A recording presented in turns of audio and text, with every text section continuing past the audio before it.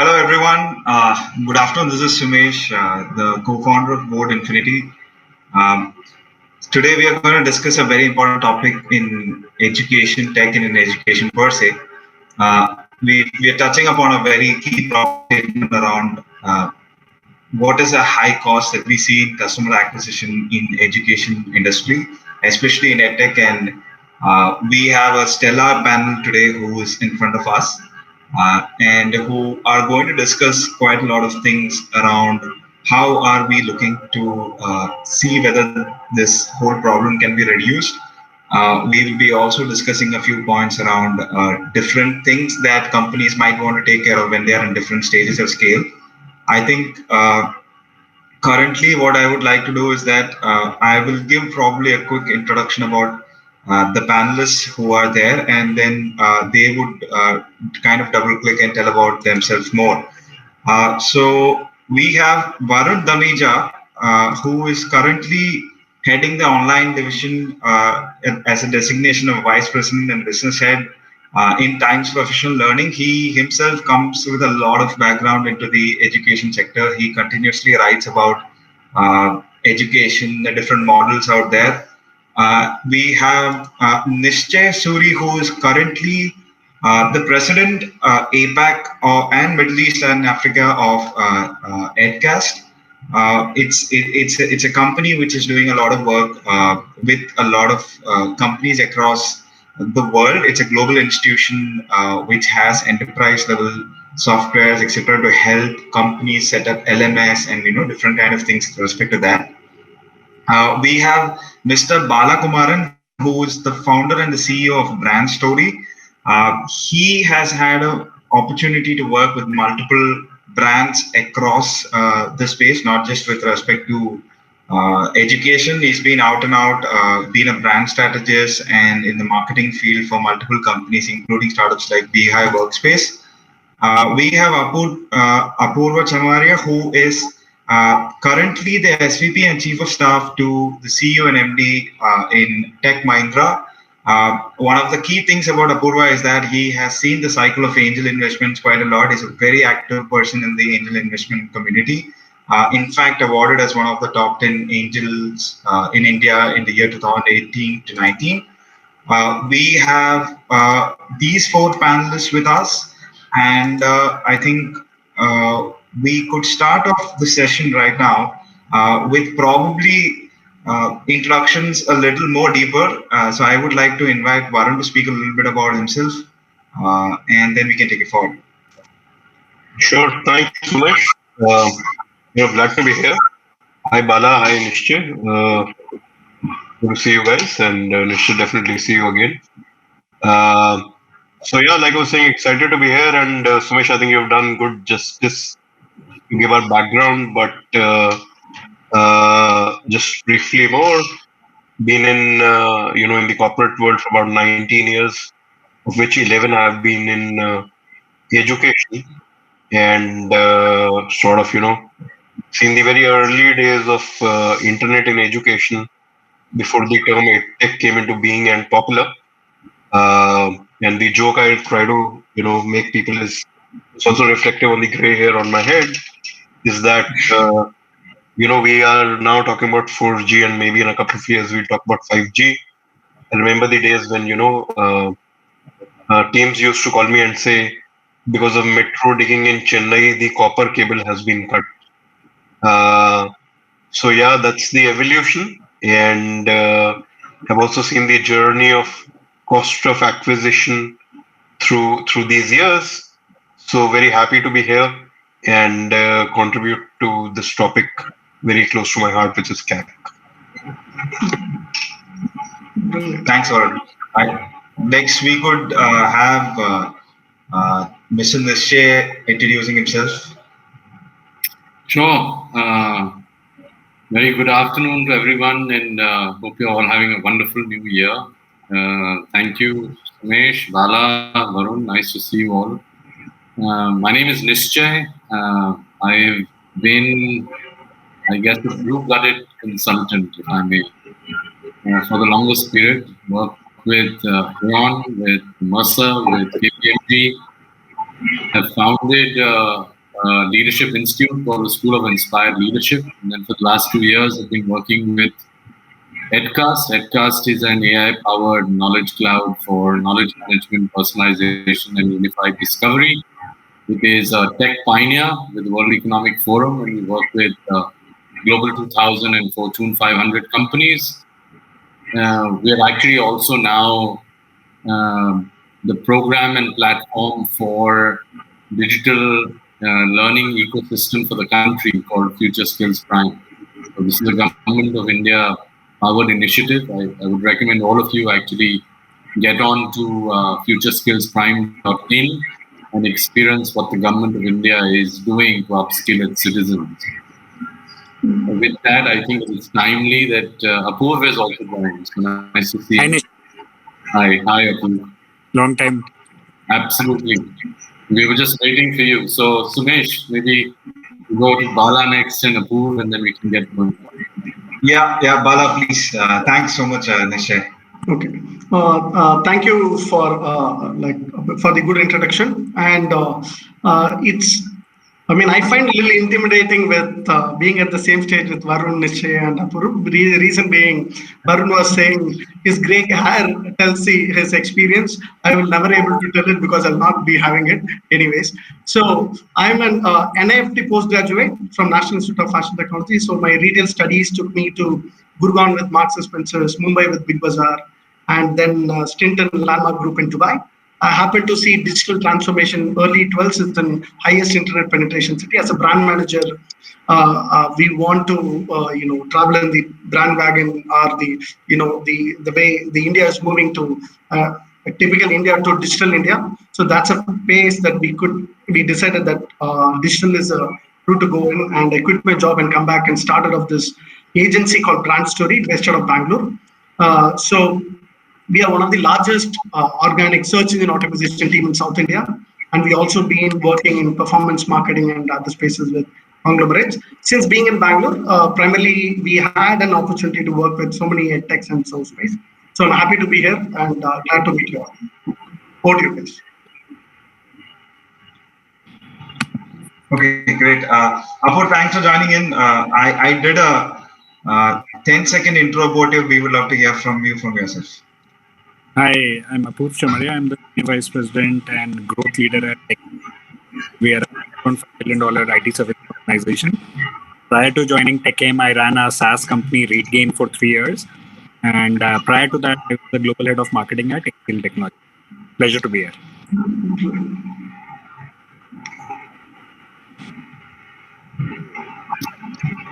Okay, great. Thank you so much, Apurva. So I'm going to start the discussion, at least for the audience who would have joined in late. The topic that we are trying to really cover very deeply today is around the high cost of customer acquisition in the education tech in the industry per se. I think from a founder's perspective. So the work that I do is that I teach a lot of people skills and then push them to jobs. So it's a career exploration platform that we have, and we kind of take students from probably around 200 plus cities in India, and we digitally acquire them, and then we kind of train them, give skills, and then connect them with jobs. And so this is a problem which is very close to me, which we have been trying to see and we have been trying to optimize on a daily basis.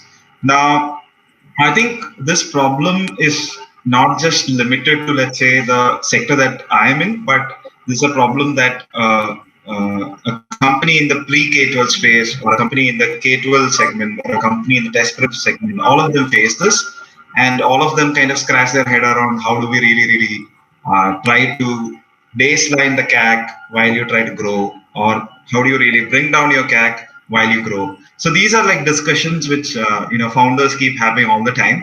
So that's on the B2C side. B2B side, you have a lot of discussion around the sales cycle being long. How do you try to cut it? What are the kind of sales folks you try to hire? How do you penetrate deeper? How do you use free to premium as a method to go? So I think there's a problem relevant across both the channels, both types of business. So my first question is actually to Varun. Varun, one of the things which education tech is notorious for is the fact that most of the transactions tend to be like a one-time purchase, and there is no lifetime value that you keep generating out of a customer. Now, what do you think are some of the ways in which cost of acquiring customers can like drastically be reduced in consumer play, where it's a B2C business? And what is your experience right from Pearson and Times showing you that? Sure, Sumesh. Great question. I wish I had a great perfect answer for it as well, but yeah, I think I do also see the chat window, so there's an invitation to the audience to keep chipping in, keep asking questions while we sort of speak. But yeah, just to set some context, right? I've been on three ends of the spectrum. One where we have had a 2% CAC, and when I say 2%, that's total marketing spend divided by total revenue.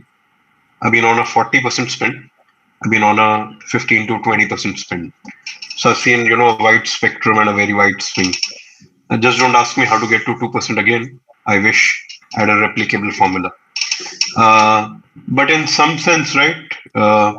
In some segments, you do have the opportunity to have a wider ranging LTV.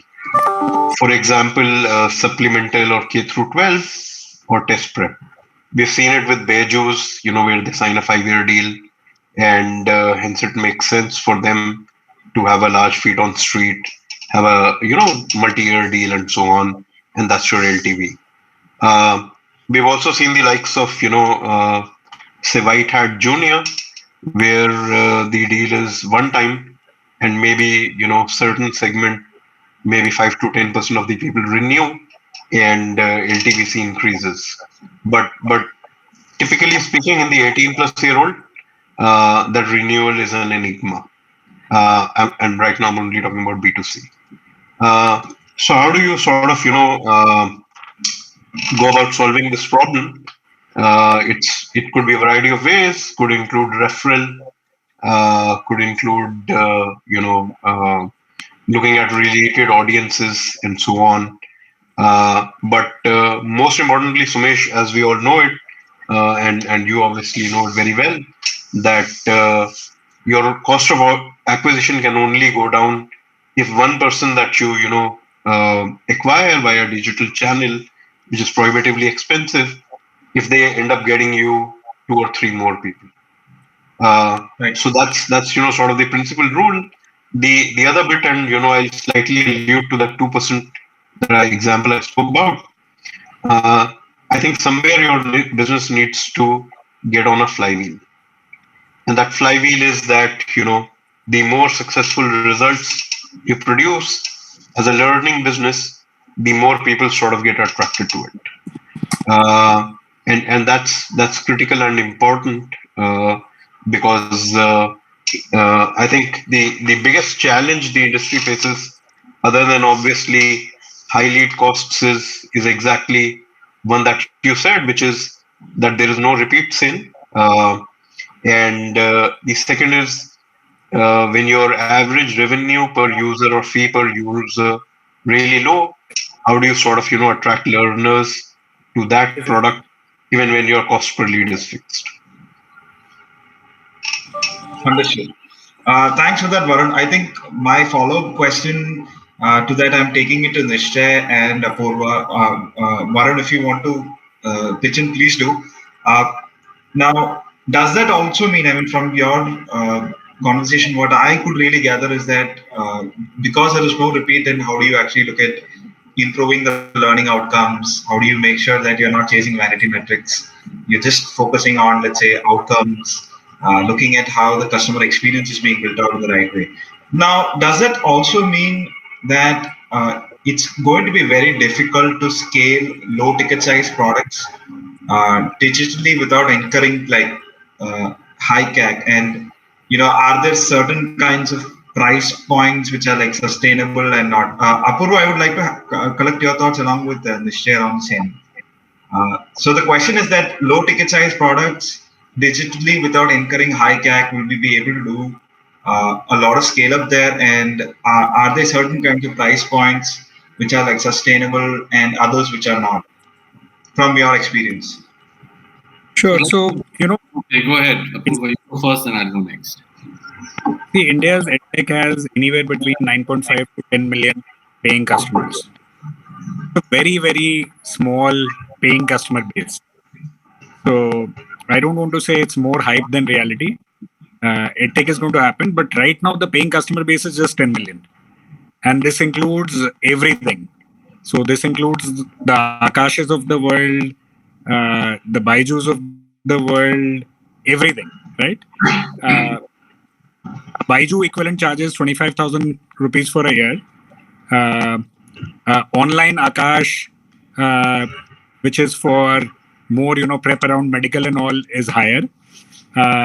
And then you have these small platforms which do the coaching on Doubtnut kind of platforms, where the coaching is more on WhatsApp. You send a query and you get a response.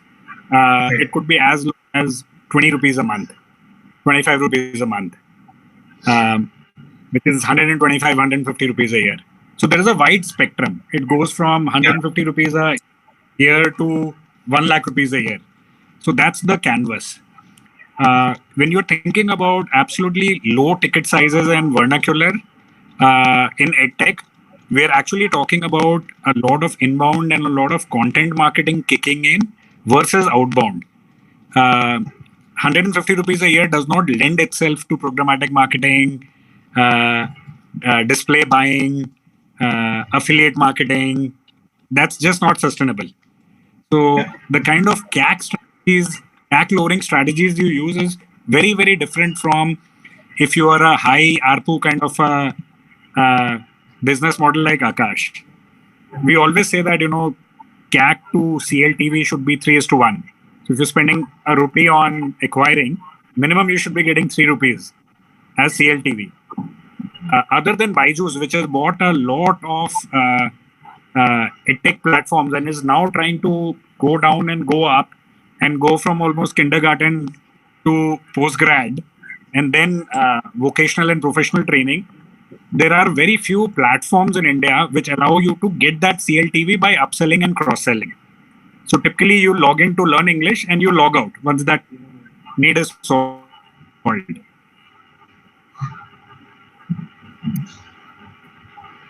Right. Thanks, Apur. Yeah, I just add and perhaps make two significant points. Number one, the failure to get the product fit right is probably the number one cause of failure for a startup. The second one is, of course, the cost of customer acquisition. But rightly pointed out by Apurva, I think, the question that the way you framed it, CAC in itself is not a good measure and needs to either be looked at with a CAC payback period or in relationship to CLTV. Specifically, when you look at products which are low size ticket products, number one, you need to obviously look at the product design. So questionably, I think when you look at a product design that gives you the ability to consume more through expansion, clearly in those scenarios, there is repeat purchase, right? And the CAC automatically reduces because the cost of sale is significantly lower. But it all depends on the way the product has been designed.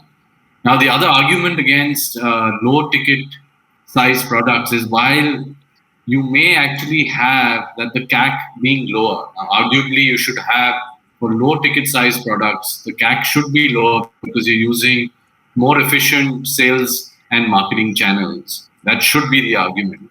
Equally so, the stickiness is very low. So you can get displaced very easily if you don't have a product that has the opportunity of layering it through microservices or other options, adjacent services and products that can be consumed that actually improves the CLTV, keeping the CAC at a stable rate. Got it, Nischay. Very valid points. I think I'm going to throw the next question to Bala. This is more from a I think this is my, kind of my wish list that, can we like build inherent viralities in education tech products. It could be content driven, it could be user hooks, it could be anything which is more related to, let's say, not paying a lot of money in an organic acquisition.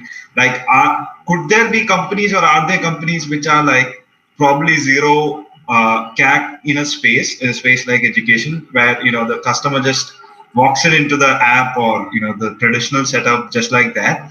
And have you seen companies which are like really trying to scale up fast without what do you call a sales push in, let's say, at a low price point or at a high price point? Are there any great examples which edtech companies could learn from, Bala?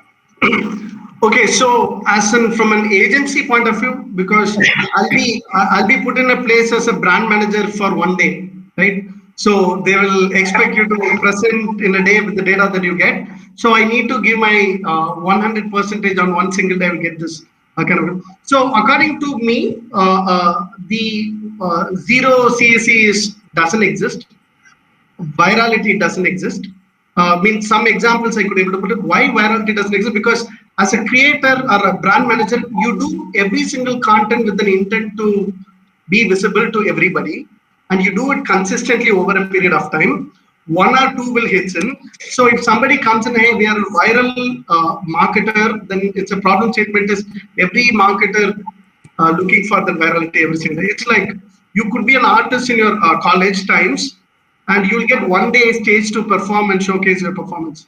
You could be number one. The one day people going to speak about your good marks in day one, right? So the virality is evenly distributed as a chance for every single brand to acquire. So for me, virality doesn't exist. Consistent effort exists, and something works on it. For example, let me say, in a consumer side, a brand creating emotional content, but today where there is an organic reach are extremely low because your platforms are IPO'd and they have pressure of increasing revenue. The new markets is when, as Mr. Apu said, you have only 10 million customer coming in, so you need to take more money from the existing customer, right? So the platforms, the CAC cost also going to be there for a very long time. For example, recently you could take two case studies, which is negatively viral organizations. Some of the names you guys know it. I'm not going to mention it. On the negatively viral brand had a higher sales revenue and got acquired. Or negatively viral employee brand has the highest valuation in EdTech. So the good sense of virality is probably I will take it. I will take an example of the Unacademy with the campaign of cracking the game. So for me, IPL spend didn't make sense, but that one video showed the video of the learning of, let me see, how they showcase that how you could able to learn maths and the other subjects through the game video perception. Give this summary as a good intent, that went viral. More than during the IPL game, I don't. Maybe it didn't matter to us how Unacademy has been in every brand logo. Probably the brand exposure we got, brand frequency is being told, the story is being told. But that particular good content been viral, but for what long period, right? So are we looking at quarterly, in our quarterly calendar, do we have one such mega event and a good idea followed by it is being present? So there is no shortcut to this route. Consistency. For example, that makes difficult for a startup with the low budget aspects. So low cost acquisition is not going to be exist because more the market grows, more the money going to come into the ecosystem, more the startups into the picture. Everybody is going to compete with each other on the cost per click or any cost per action. So now, if you look at it, the cost per click as an ad linearly grow minimum 30% for one, for example, a keyword. So for me, we have noticed we've been growing 20% or 25% in every vertical, right? So new customer acquisition only yield only so much to an existing platforms unless governments or government equivalent ecosystem comes in, replace this platform and make it free available for the entire startup ecosystem, and then it might happen. So it's not going to happen, right? So that's where it is. There is no CAC 100% not been available. For example, if 1%, I would say zero CAC would be available, probably because this could be act of God in good sense, not in the bad sense, or else it is coming from a proven winner. Everybody is looking to adapt. Somebody has been bringing. So in that cases, still there is. You can consider zero CAC for that particular project, but the proven winner had done something in the previous, so you need to take some leverage in terms of the cost, right? So you have invested. So that's how I look at it. So that's my answer. Over to you guys. Yeah, thanks, Bala. I think interesting part. So I think what has come out of the fact that more than the company, probably Facebooks and Googles of the world are making money. That's one part. I think my follow-on question is to Varun. Varun, probably, if I want to buy an electronics item from e-commerce, I go to Flipkart. I have no problem spending 1.5 lakhs for an item. Versus in EdTech, if I want to buy a product for 1.5 lakhs, I either need to speak to someone or I need to have a handshake with that person. Why is it so? Why do you think it's so? Well, the answer to that is fairly simple, Sumesh. So in general, and this is a researched opinion, not just something I feel. In EdTech, there is there's a discovery and then there's a trust issue, right? And there are a lot of underlying questions which nobody has been able to productize the answer to. So to give you an example, let's say the 1.5 lakh electronic product, you've got these nice, Amazon reviews. I don't know about Flipkart. I'm not a Flipkart user, but Amazon reviews on, certain categories like easy to use, easy to maintain, easy to set up, and so on. If you look at EdTech, right, and EdTech's very wide, like Apurv said. So, but let's focus on, say the 18 plus as an example. So say somebody like me, if I want to go back to learning, beyond just money and whether it gives me value or not, I will have so many questions like, can I wrap around this learning around my lifestyle? Right? What outcome does it give me?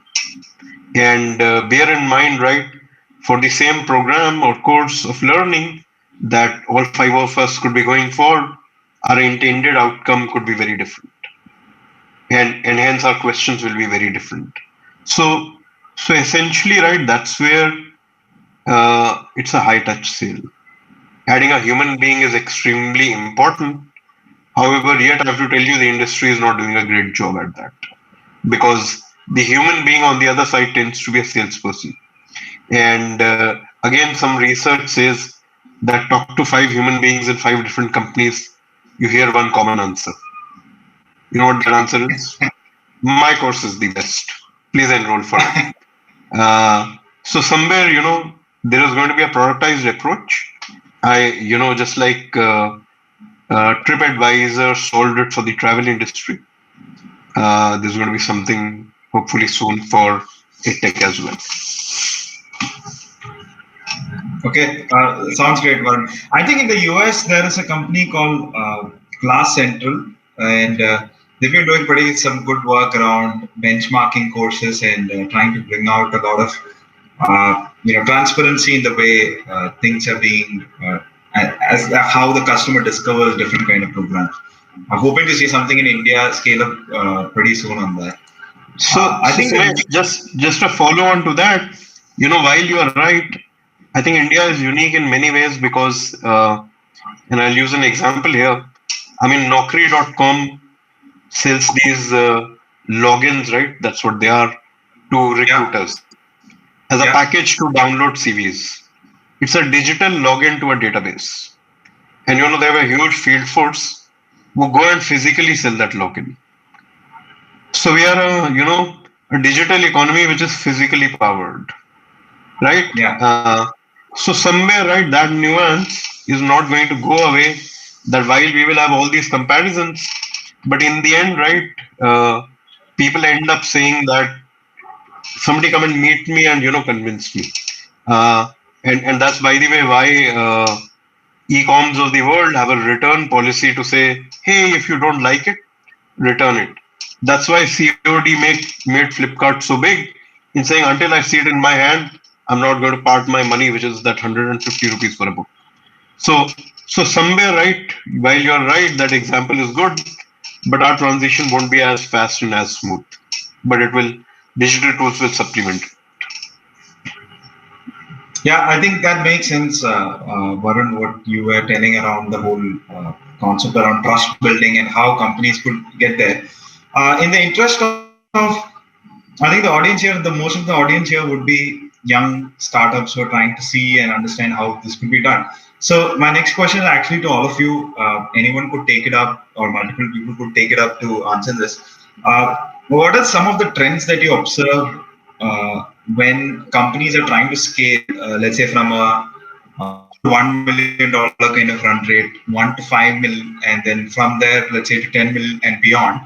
Are there like really good companies who scaled up in the right way? When I say right way, either trying to increase the LTV quite a lot, making the CAC remain the same, or same LTV CAC ratio kind of maintains, or there is a benchmark for, let's say, cost of acquiring the customer as a percentage of revenue, and that kind of some companies which are like gold standard that we can look at probably in the US, could be in other areas in India itself, which actually the youngsters who are sitting here was building out companies could really look at, when they are trying to scale up. So let me give you a few stats. I think interesting research on what's happening with CAC. And number one, I guess over the last 5 years or so, CAC has actually increased 65% on an average. Now, the likely reasons for that are twofold. One, competition, and clearly the second is scale. So as you try and move from being $1 million to $5 to $10 million, of course, what is happening is that the initial customer acquisition channels that you are using become less efficient. And consequently, the business therefore must develop a portfolio of customer acquisition channels, and typically each marginal channel has a higher cost of customer acquisition. So the first principle, of course, is across channels, CAC has increased over a 5-year period. And B, obviously, there's a far greater competition today within the space of EdTech. Equally so, I guess every organization is wanting to grow. Now, some other very interesting trends from 2020, actually. So number one, top line growth projections nearly were cut in half. So that's the first one. The second, your ARR growth, which was earlier expected to be at 40%, was brought down to 20%. Reduced new bookings, that clearly had a big role to play. Churn on the higher side, higher than what we experienced in 2019. Equally so, sales productivity went down. And last but not the least, gross new bookings as a percentage of starting ARR actually reduced from 51% in 2019 to 14%. And the CAC payback period on an average went up from 1.5 years to 1.8 years. Now, if you had to try and make sense of all this information, obviously it is a much more difficult market to operate in. And because there are brand discovery challenges, right? There's so much noise. How do you cut through the chase to ensure that you are using the right marketing machinery and not overspending? Otherwise, again, you end up overspending on CAC and you don't realize that in terms of revenue, that could be the cause of failure for you as an organization. So I thought those were some interesting just statistics to put out there in terms of how the EdTech business or the SaaS market has kind of evolved and changed thanks to the pandemic. Great insights, Nishay. Thanks for all the stats. I couldn't write all these things down, but it would be good if you could say what's the source of these insights so that the audience could benefit from it. Yeah, so the first one in terms of 65% increase in cost of customer acquisition is from Profit Wealth Survey. And the second one is Ken Blank's Capital Markets 2020 SaaS Survey. So those are the combination of the sources that you may want to read and research up on. They're very, very interesting insights. Interesting. So, Apur, I think you would have seen the cycle of companies scaling right from your angel investments. You would have seen that part of the ecosystem. You've been part of the ecosystem for a long period of time. Uh, Probably we take a step back just from the education tech standpoint, but we generally look at CAC as a percentage of revenue, or how the CAC journey becomes when companies are, let's say, hyperscaling, right? And have you seen like companies doing really well in this whole journey, or let's say a 3, 5, 7 years period? Because whenever I look at the P&L of any of these companies from the MCA website, it's in deep red. And I have this fundamental thesis that some sectors you can make money without burning a lot of money, but still it so happens that a lot of money is being burned. So what do you think, and how have you seen the journey with the companies that you know? You're on mute, Apur. So you're on mute. Yeah, I'll answer your question in a two-pronged manner. First is, there are products which become really, really global phenomena. WhatsApp, Signal, zero CAC. So WhatsApp was 49 people, 48 coders, one janitor, peon, office boy, sold for 17 billion, zero CAC, right? It's an unbelievable use case, unbelievable product market fit, very less features, amazingly simple product, no explanation, no training required. And WhatsApp initially experimented with charging people $1 to download the app. In some countries it did that, sometimes it withdrew it, right? Signal, same. Then there are products which use incentives to drive an artificial product market fit, because currently the product market fit does not exist. The way for companies where a product market fit 100% does not exist right now is what I call assisted commerce. So one of my investee companies is a company called Joe Stocks. I was one of their earliest investors. And their whole model is start with content, go down to community, and do commerce at the end. So they started with a content platform. It was completely free, inspirational content. And they started reaching more than 100 million people in India who became fans of Joe Stock and who would listen to it every day, wake up to one video to inspire them. Zero monetization. Then we moved to a community. And Joe Stock started doing events, started getting mentors, and built a community which was supportive of each other. The last C which they built was commerce, where they started doing micro courses. Salesman कैसे बने, bank का PO officer कैसे बने, 300 रुपए का course जिसमें 30 रुपए के 10 video. Every day you would get a 7.5 minute video in your WhatsApp, which would give you simple hacks to become better. Massive throughput. It's becoming viral. People are sharing the link with each other. This simple link, 300 rupees, can change your life, right?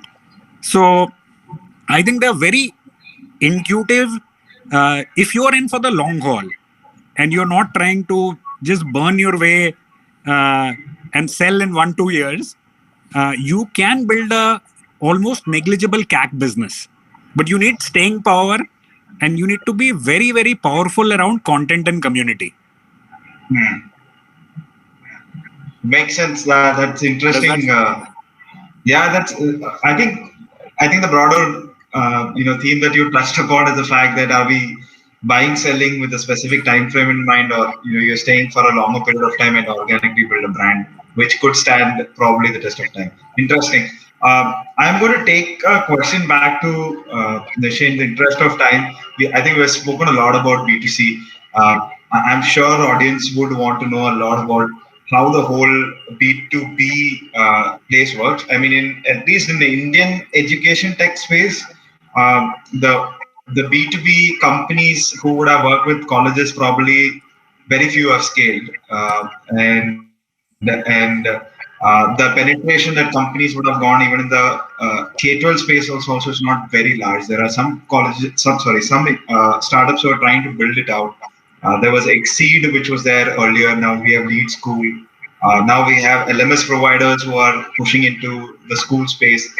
Nishay, I understand you do a lot of work with corporates, but if you have insights around the education institutions, this will be great. But how do you like really view the whole CAC CLTV scenario for a B2B business? Is it easy for you once you acquire a customer that you focus on the retention? How is it for you? Yeah, so when you look at if I look at segmenting the market, right, you've got enterprise, you've got government, you've got mid-market, you've got the SMB, and then you've got consumers, right? And ultimately, as you look at either the payback period, the CAC payback period, or you look at even the cost of acquisition in terms of a percentage of the revenue, B2B tends to have the a payback period which is considered to be still acceptable, which is 24 months. Now, having your earlier question in terms of revenue, CAC spend as a percentage of revenue, and here's the argument if you are operating in the B2B business in the SaaS world, that if you actually had let's say $10 million of revenue in a year, could you actually spend $10 million acquiring new customers? Now, many would argue that's too high a spend. But when you look at the SaaS business, here are a few things to keep in mind. That number one, over a period of time, the repeat purchase is very high. So even if you did spend that $10 million in acquiring new customers, in year 2 and year 3, when you look at the ARR, you're building on a base. Number two, the profit margins in the SaaS business are 90%, or should be in that range whatsoever in a period of time. So you're running a really successful business, and therefore you can become bold. When you look at the relationship between CLTV and CAC, right? Now, many would say 1:3 is good, 5 is ideal, but 5 you have to again examine, because you might actually be leaving business on the table. You're not being aggressive enough. So with B2B, I guess the two things that are extremely important from a CAC perspective. One, referral business. So customer testimonials and a referral business, and the opportunity to land and expand, because you can create a product in a way that gives you the opportunity to continuously spend more, and therefore your share of wallet is much higher. The second, which I think is going to be critical, and especially when you achieve some scale, is channel sales. Now, the two things that are happening by either working with your existing customers is obviously you are spending far less in terms of cost of sale, because you don't have to educate the customer, you don't have to build your reputation, develop the trust, pass your InfoSec clearances, and so on and so forth.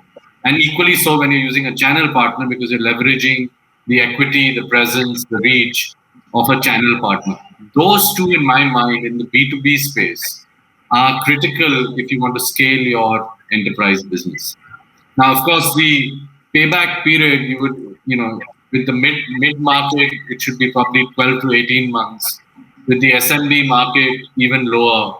And with consumers, under 6 months. So the question is, how are you set up as a business? How have you optimized your sales and marketing channels? Are you focusing on the customer and their satisfaction, because you don't want churn? The ability to bring on new logos is going to be challenging. So you must recognize that what you have is precious, nurture it, build it, keep it. Makes sense, Nishay. I think that was very useful. What we could do is that we have probably another 10 minutes left. We have an audience question. Let's take that, and then take up probably one more question and we'll wind up the session. Uh, okay, there's a question is from Gunika who's asking how can vocational skilling besides deep tech skills like textile making, electrical engineering, and the likes, how can that leverage education tech and also keeping in mind that the customer paying capacity is low, that the customers could be low income customers. Varun, would you like to take that up? Sure, absolutely.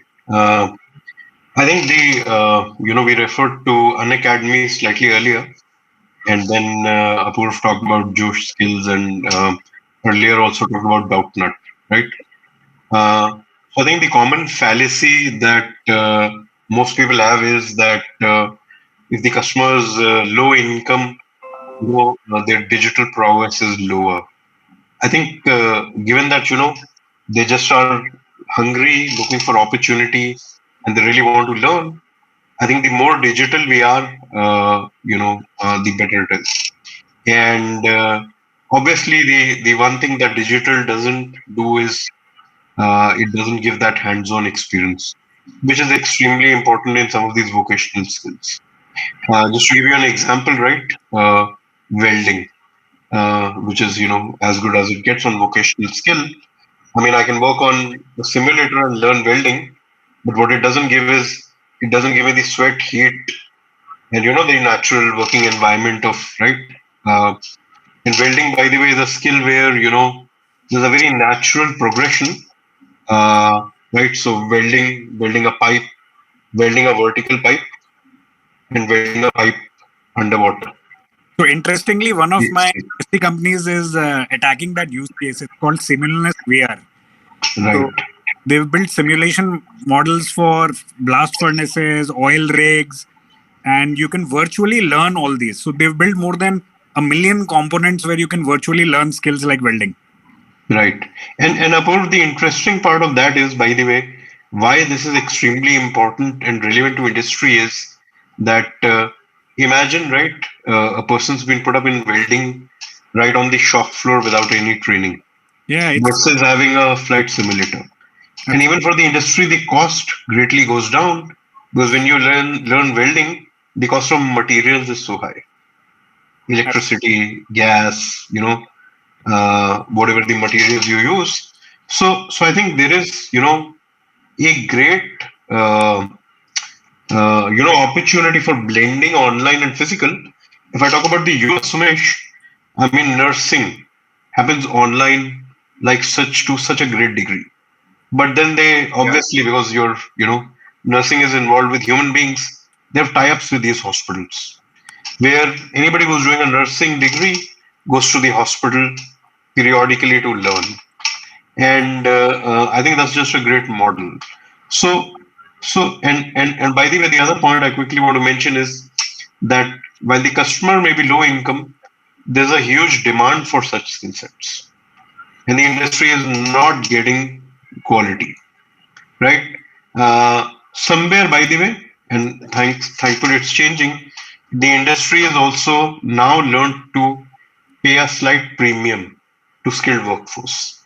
Unlike in the past, where uh, it was sort of learn on the job, fail on the job kind of an environment. That's changing, and I think there could be good models here. These are slightly tough to solve models, but a lot is changing. we spoke a lot about product and marketing as a way to reduce CAC. One of the interesting ways to increase CLTV is also do things like income sharing agreements, ISAs, right? So in India, Presto does it. You of course have Lambda School and a couple of other edtech ventures in US doing it. ISA is a great way to increase CLTV. So would love to see a lot of Indian startups experimenting with innovative commercial and pricing models, which at upfront don't seem very high and allow a student to participate. And then the company wins back in terms of gain share, in terms of increasing incomes. And that's a great Absolutely. point. And because on an average in the industry, if 100 people inquire for a course and 30 turn out to be prospects and only one or two pay, if you bridge the gap from that 2 to 30 Absolutely. by bringing these models, that payment as a this friction, changes. Yeah. and you basically say, hey, you don't earn more money, I don't take anything from you. Yeah, so Apur, interestingly, we do a model of ISA, but we do a part training fee and a part ISA. That's what we do. So we Hybrid provide also. value for the training. Yeah, and we provide value when the outcome happens. So it's a mix that. Yes, it's not new, right? It's in many ways it was always the case with consulting firms that work with corporates that had Yeah. fee at risk. Herein again, if you look at even the recruitment market, there were always an upside when a person actually got placed. Then you looked at individuals that enrolled with recruitment firms, and was there a way to share the joy when the individual got placed and started earning a fee. In education, of course, especially I'm not sure if that model would be considered ethical, but consider that somebody enrolled for an MBA program and they only paid their fee when they got placed. But that's something to experiment with. I think with courses and online courses, if I can take that example, if you consider that, like the video game industry, that as you progress, you kind of unlock and it becomes cheaper for you to progress. That may be a more sensible way of orchestrating and laying out content such that it's motivational, it incentivizes. There is, of course, benefit, but not in the way that, if you completed the course and then you got a job, and then once you got a job, what that fixed pay is and how much of that will actually come back. There may be a way, but I don't think we just have that maturity in the way the ecosystem currently operates. Well, I just want to add one point to Apurv in some sense, right? Infosys, HCL, Tech Mahindra, two companies at least, Apurv, where you work, they are the biggest ISAs of the world, right? They in fact pay people for 6 months, train them, and those people stay for 3 years. And the margin that they retain because of this offshore model, that's the ISA. Very, very interesting. I hadn't thought of it that way, but that's an interesting point. Yeah. Excellent. I think they are the original boot camps of the world, which had been. Okay, excellent. Very nice.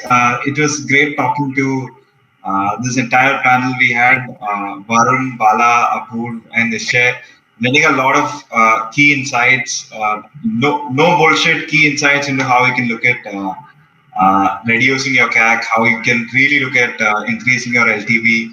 I think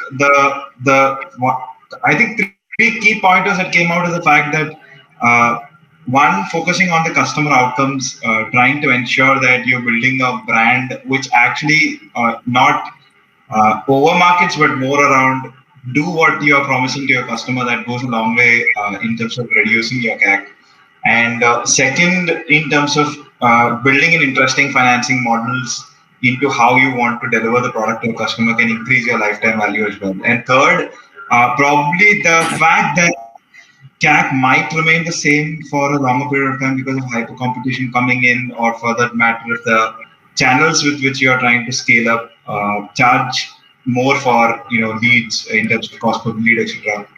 I think the best way to do things is to build organically and trying to make sure your customers are being served in the right way, rather than chasing any kind of vanity metrics, but looking at engagement, how you can make sure the customer experience is delivered right, and at the same time scale.